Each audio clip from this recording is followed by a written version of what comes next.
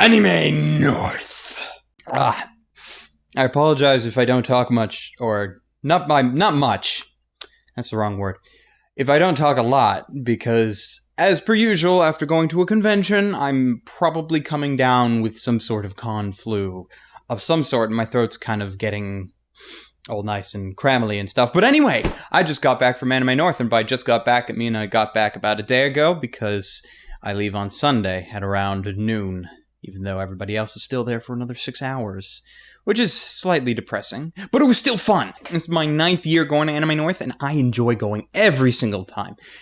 I don't know why. It is mainly because I can go into a dealer's room and buy a bunch of stuff that I didn't own before with a bunch of money I saved up over the years. Sometimes I go to panels and listen to interesting thoughts done by other people and so forth, and sometimes I get to meet people, which is always fun. And this year, the meet people aspect of it was way bigger than I expected. Okay, so let me put this in perspective for you. Last year, when I went to Anime North, I was probably recognized by maybe 5 people. Just about 5 people over the course of the 3 days. This year, I beat that before even walking into the dealer's room on Friday. And on Friday, the first thing I do is go to the dealer's room. We left the hotel, we went to the big, gigantic line, which it was a big, gigantic line, and I was recognized by at least 5 people before we even got into the dealer's room. And this isn't including all the people that said hi over the course of the weekend. And it blew my mind. It was way more people than I was expecting. And I thank each and every one of you for having the courage to say hi to me, because if I was in your shoes, I probably wouldn't have done it. I would have watched from afar. The other thing I was able to do this weekend is, before I left, I had these printed out. Nice little business cards that I told everybody that I gave it to burn if they felt like it. Came in a nice little metal carrying case. And I tried to give it to as many people as possible, mainly the people that said hi to me and so forth. I wasn't able to give it to everybody that said hi because there were a number of times where it just didn't happen for whatever reason. I was at a Steins Gate panel, and a lot of people showed up to that and said hi, and then I wasn't able to hand out those, and then a number of times in the dealer's area, I wasn't able to get them out. So if you never got a card from me, I apologize, and I'm sorry. I tried. Or maybe I didn't try, and that was the problem. Either way. So I'm going to go through the 3 days, try and give a bit of a talk. I didn't take any videos when I was there, and the reason I didn't take any videos is because there's a reason why I don't go to any con as a media person. Like, I could sign up for a media badge, and they would probably give it to me no problem because of my reach. But getting a media pass kind of has this expectation that you do a lot of promoting for the con. And that means, like, you go out of your way to promote and do things for the con. That's not what I like to do. I like to go to Anime North, and it's kind of like a mini vacation for me that's anime themed. That's what I like to go to this con for. So that's why I didn't take, like, any videos at all, because that's not what I do. I go to the con to experience things and to enjoy myself, basically. I don't go to make videos and content. Though maybe I should, but it's just... I get into this mood where I'm too busy doing other things and I don't want to. A lot of the times I'm holding bags and stuff from the dealer's room, and trying to coordinate a camera on top of that is just way too much work. And overall, it becomes a stressful environment when you try to make videos in a con place, unless you're specifically going there for that, which I am not. I'm going there to enjoy myself as a casual con goer. And that's how that goes. So I didn't take any videos, and instead you get this wonderful story from me. Hey, story time with Ark. Cool. If you don't like it, feel free to not watch this. That's cool. Even though you probably wouldn't have clicked on this anyway. But whatever. So it started off when I left the house on Friday. And it was kind of interesting because we didn't get a ride to the hotel as I normally do. This is like the first time I had to try and find my own way to the con. But this is the first time I've actually lived within a good range of the con, actually. Because it was just a quick couple of bus trips away. And it only took about an hour to get there. And it was really funny, too, because I got off at Lawrence West Station because I was doing a transfer there. And I was waiting on the bus platform, and the platform was full of, like, teenagers and young adults and people like that. And you could tell each and every one of them were going to Anime North. Well, not every one of them, because you can't say that, but a good chunk of them were going to Anime North. A lot of them seemed to be coming in from York University, and they were all going in to the con And I was just standing there. I was just like, oh, this is going to be fun because when the bus gets here, if I don't get a seat, I'm going to be standing for an hour. And I had my laptop bag that was full and heavy. I had my backpack, which was like almost bursting at the seams because I brought my Wii and a bunch of other stuff. And it just filled the thing up.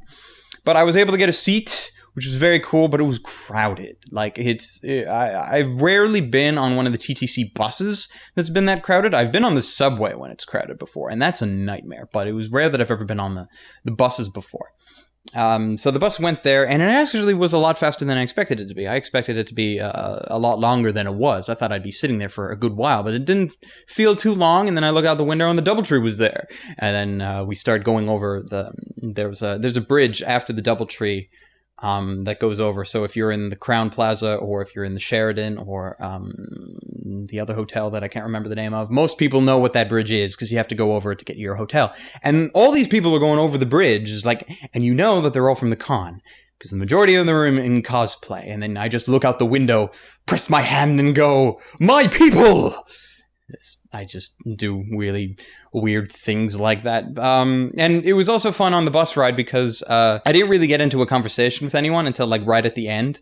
But I could hear conversations. And there was this one group of people by the door that were talking about an anime called Kashimashi, and I have it over there on my shelf that I watched a number of years ago. And listening to someone who had seen the show explain the plot of Kashimashi to someone that hasn't seen the show is always funny. Because it's about a guy that gets hit with an alien spacecraft and then they turn him into a girl.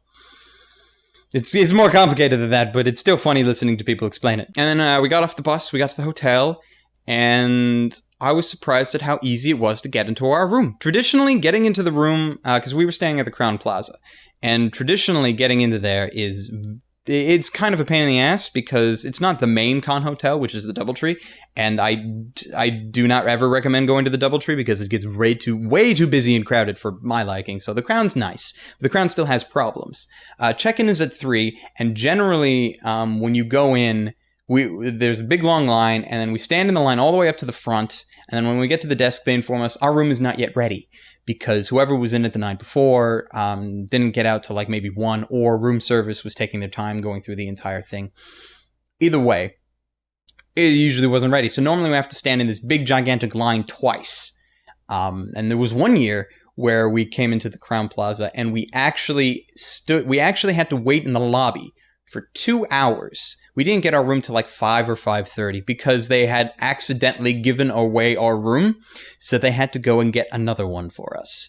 And so we had to wait an extra 2 hours for that. But that year was great because then they gave us an extra supersized room because there was like 2 double beds. And then there was like a couch and a bunch of chairs. And it was nice. They made up for the 2-hour wait, but it was still a pain in the ass. This year, we were in our room by 2:45.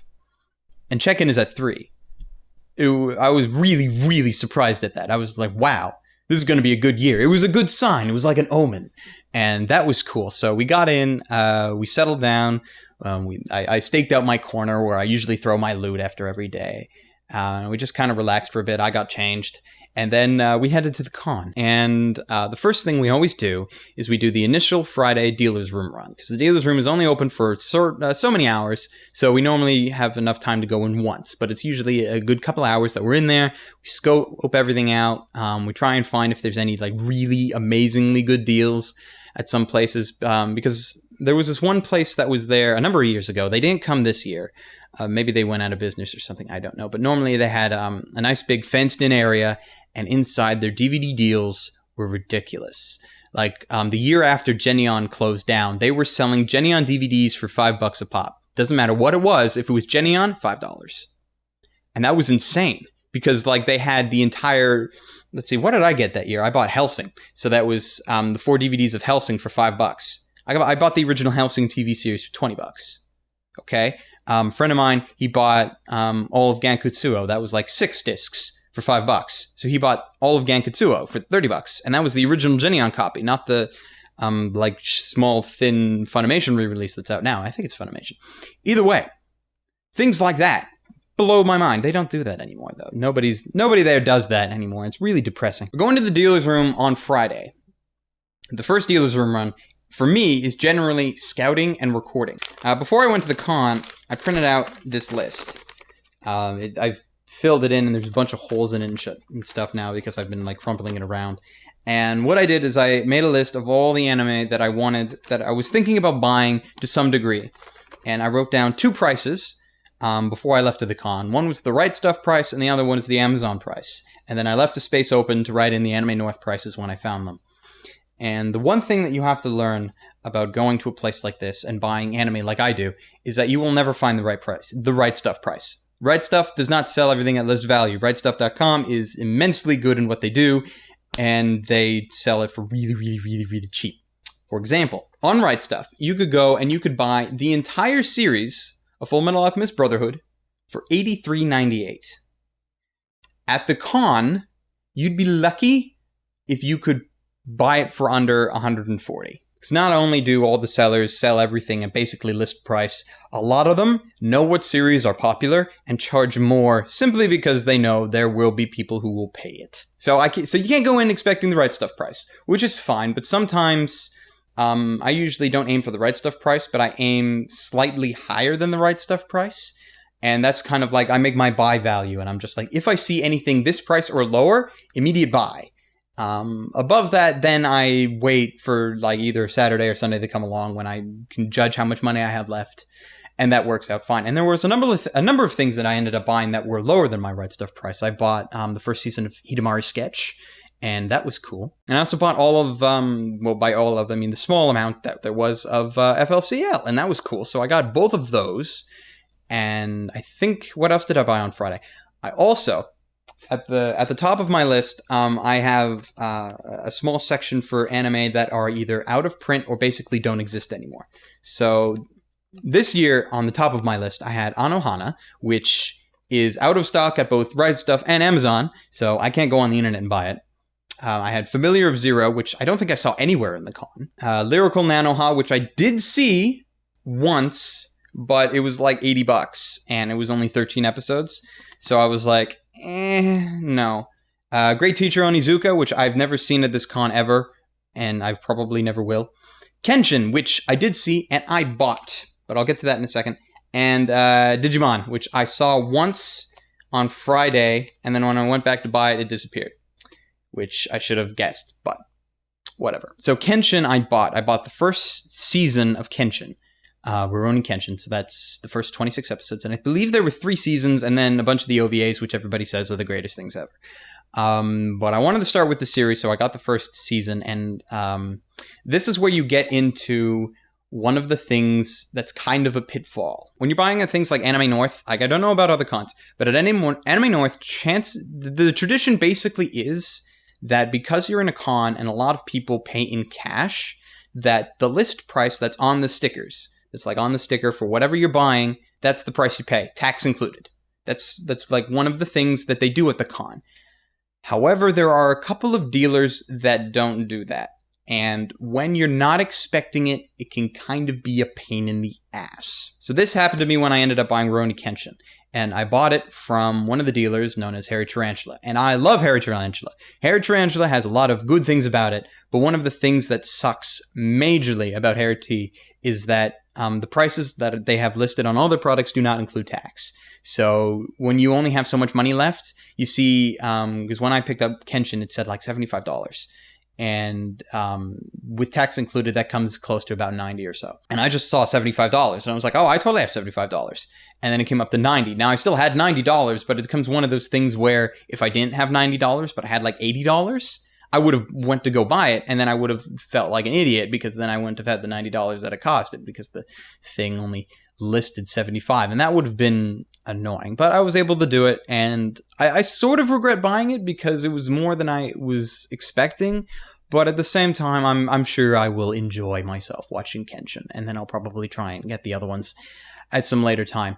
But that's one of the major problems I had with Harry T. But the other thing with Harry T, which is why I can't totally knock it and tell people never ever to buy from them, is that if you are looking for something, if anybody in the con has it, Harry T has it. They make up for the charging tax by having like the best selection of DVDs in the con. Case in point. On the final day, I was able to pick up this. If you don't know what this is Scrapped Princess. It even says right here, out of print. So, I've been looking for this show for about 3 years now. Mainly because it was one of the first animes that Crispin Freeman did ADR directing for. And he was also in it, of course. But I've been trying to find this for years. And I never saw it anywhere, and Harry T had it on the shelf. So yeah, $75, that upped it to like $80, $90. Still paid for it. Why? Because I really wanted it, can't find it anywhere else, and Harry T had it. That's basically it. So that was day one. You buy a couple of things that I have listed as my immediate buys, and then you look for the out-of-print things like Kenshin, because Kenshin is out of print. I actually saw it a lot more places than I expected, but I actually paid, like the $90 I paid for it was still the cheapest at the con for it. Like I saw a bunch of other places that were selling it at like 100, 120 for the first season. I'm like, wow, okay, I did pretty good. And that worked out great.